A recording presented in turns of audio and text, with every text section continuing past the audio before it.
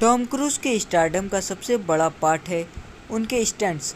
हाल ही में Tom cruise star film mission impossible 7 dead ranking part 1 Bharat में release हुई। Film ने इंडियन मार्केट में बॉक्स ऑफिस पर 100 करोड़ का कलेक्शन कर लिया है। इसके साथ ही ये भारत में फिल्म मिशन इम्पॉसिबल फ्रेंचाइजी और टॉम क्रूज की सबसे बड़ी फिल्म बन गई है। टॉम क्रूज के स्टंट्स ही उनकी फिल्म को सबसे अलग बनाते हैं। वो अपने स्टंट्स खुद करते हैं। इस बार मिशन इम्पॉसिबल फ्रेंचाइजी की इस फिल्म का सबसे बड़ा अट्रैक्शन रहा टॉम क्रूज का बाइक स्टंट। अगर आपने अब तक फिल्म ना भी देखी हो तो इस बाइक स्टंट के बारे में सुना ज़रूर होगा। 2011 में रिलीज हुई film mission impossible ghost protocol के लिए टॉम क्रूज दुनिया की सबसे ऊंची बिल्डिंग बुर्ज खलीफा पर चढ़ गए थे। कई लोग टॉम क्रूज को मॉडर्न डे जैकी चैन भी कहते हैं। फिल्मों में तेज़ स्पीड से राइड करना, चलती हुई ट्रेन, हेलीकॉप्टर पर चढ़ना उतरना, अंडर वाटर स्टंट्स करना और ऊंची इमारतों से कूदना टॉम क्रूज के लिए आम बात है। इसी वजह से टॉम क्रूज को रियल लाइफ सुपर ह्यूमन भी कहा जाता है।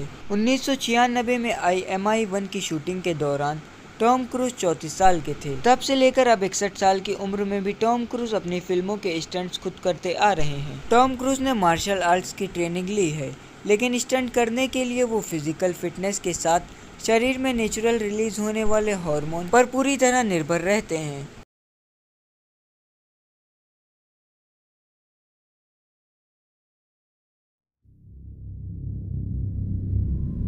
This is far and away the most dangerous thing we've ever attempted. We've been working on this for years. We're going to shoot it in Norway, and it'll be a motorcycle jump off a cliff into a base jump. I wanted to do it since I was a little kid. It all comes down to one thing: the audience.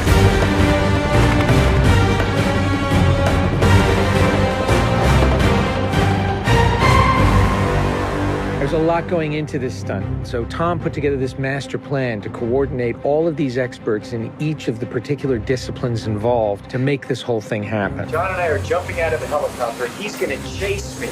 That's what we say to each other. Don't be careful, be confident. Be confident. A year of base training, advanced skydive training, a lot of canopy skills, a lot of tracking. Tom Cruise, he's an amazing individual. You tell him something and he just locks it in. His sense of spatial awareness, he's the most aware person I've ever met. Lots of practice on stability and free fall. Tracking with John and Miles in the air, doing lots of different positioning like they were a two-man team in the air, coming on top of each other, below each other, backtracking, front tracking. You know, we've drilled and drilled and drilled. When you do a lot of jumps back to back, the canopy control skills improve a lot. We have 3 open canopies, which is a good thing. The training's gone really well. It's progressed massively. Hey, McHugh. How are you? Great day, man. This is the next part of training right here, motocross. Let's do it. So we built a motocross track. Getting competent in the motocross, so he's comfortably jumping 70, 80 foot tabletops. Great time in the air, great positioning on the bike, landing well. I have to get so good at this that there's just no way that I miss my marks. That's good. Come a little closer to me. Coming up with the stunt is only one of the technical challenges. The other is putting a camera in a place that you can see where Tom is doing it.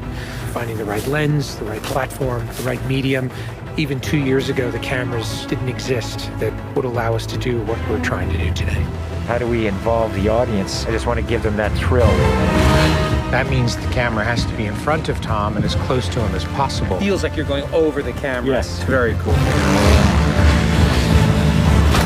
You train and drill every little aspect over and over and over and over again. They were doing 30 jumps a day. Getting to a point where he was just a machine. I mean, over 500 skydives. That's what we do. Over 13,000 motocross jumps. Oh, it's going to be fun. Oh, it's great. We replicated this ramp in England at a quarry. We filled the quarry with cardboard boxes, which were there to catch the motorcycle. And the reason why we did that is so that Tom could simulate the jump. How fast should I go off? What distance do I travel? We built models of different ramps at different angles to calculate what Tom's trajectory would be. We have to be able to consistently predict where Tom is going to be in 3-dimensional space. We're gonna have a 100%. GPS chip on me. And that recorded every single one of Tom's jumps, along with his ground speed, whether there was a headwind, whether there was a crosswind. And by doing this multiple times, we were able to get a consistent set of data. So that each take we can see what height I am. So this way we can set drones and cameras in places where I can go right into close-up. Rule 1. Don't hit me with the drone. Because if we do it all, we don't capture it right. What's the point? Let's do it, guys. Ready? Yep. Always wear my earplugs so I don't hear myself scream. We are ready. The key is me hitting certain speeds and being consistent with that. There's no speedometer, so I do it by sound and feel of the bike. And then as I depart the bike, I'm using the wind that's hitting me here, and I'm cupping my chest. That will give me lift.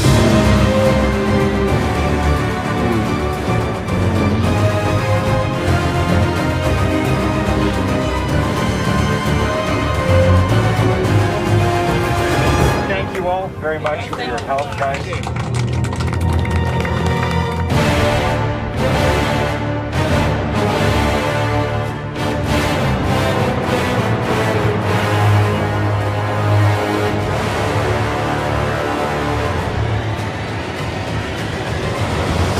We're here in Norway. We've been constructing this ramp over a number of months. Everything here has to be brought in by helicopter. Engineers and technicians, it's incredible what they've done. This is masterful. Today is day 1 of principal photography, and we are starting in classic mission form with the biggest stunt in the film. What we're doing here is I'm just doing jumps just to warm up the body. Just do it just to get my tracking going and make sure everything's working all right. I'll try not to smile. Basically, when he gets down and puts a parachute on and goes and does the bike jump, he'll actually know the weather conditions in this area, in the valley, and on the ground.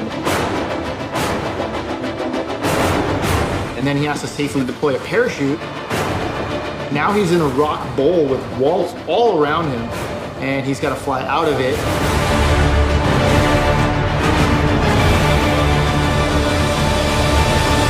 Of course, you know, when something's been done for the first time, you can't help but worry a little bit about how it's really going to turn out. With a jump like this, the challenge is finding the cameras, it's the amount of preparation, and then it's weather. You want the light to be right, you want the clouds to be right. Misty, but not foggy. This weather right here is exactly what we're looking for. He is about 10 minutes away from coming up here, landing, and doing the actual stunt. Sounds good. We're in motion. See you soon. Now we're gonna set the frames of this camera ship with the drone just to verify everything, then we're gonna get ready. You know, the only things you really have to avoid while doing a stunt like this is serious injury or death. Here we go. You're riding a motorcycle, which is pretty dangerous, on top of a ramp that's elevated off the ground, so if you come off the ramp, that's gonna be very bad. You're falling. If you don't get a clean exit from the bike and you get tangled up with it, if you don't open your parachute, you're not gonna make it.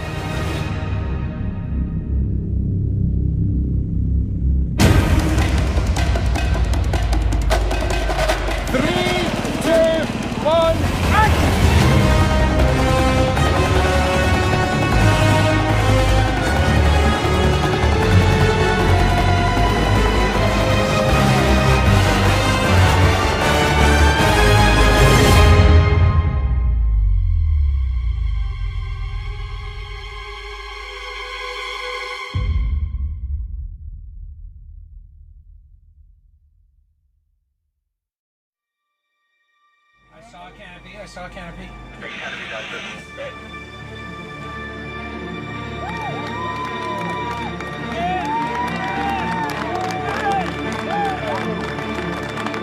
you guys, thank you. Now, Tom, that was absolutely beautiful. Like, nothing wrong. Bike went away. I mean, the track was perfect. It was actually, it was great. Thanks, mate. I think I can hold to the bike a little longer. Pretty much the biggest stunt in cinema history. Tom Cruise just rode a motorcycle off a cliff 6 times today.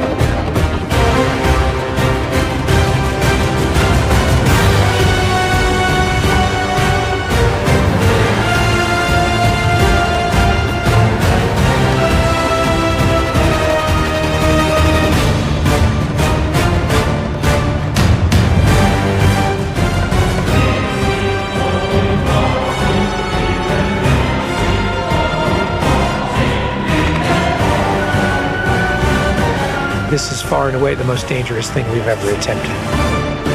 The only thing that scares me more is what we have planned. I wanted to travel the world as a kid. I wanted to make movies. Cinema has allowed me to be able to experience that.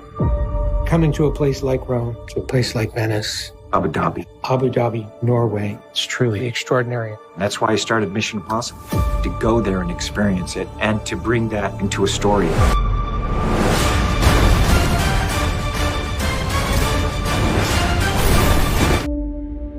When we started talking about this movie in terms of a sense of adventure, an action sequence on a train was something we'd always wanted to do.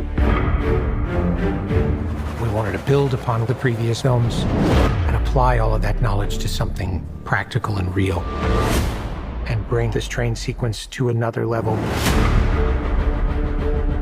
There was not a surplus of trains available to be wrecked. We had to build the train if we wanted to destroy it. To shoot it practically was extremely challenging. Not just to execute, but also to design all the different train cars. And it could actually function on a working railroad track.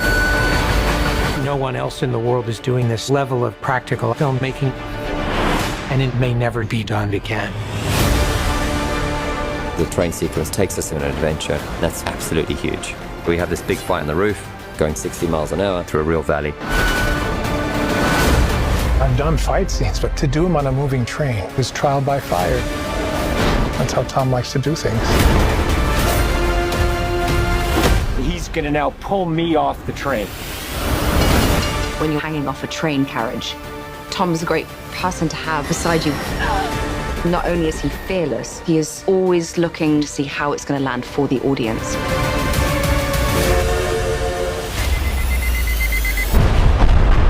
Crash in the train involved multiplying factors of difficulty. You'd be chasing the train as it goes off. Every single camera had exactly one shot at getting it right. It's not just a matter of going off.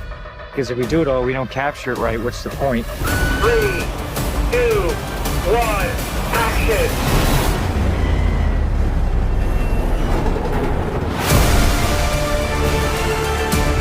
Everything you're seeing in this spectacular train sequence is done to invest the audience in these characters. Hang on! Mission Impossible is the most extraordinary adventure franchise you've ever seen. You can only do it with a team like this and with an actor like Tom.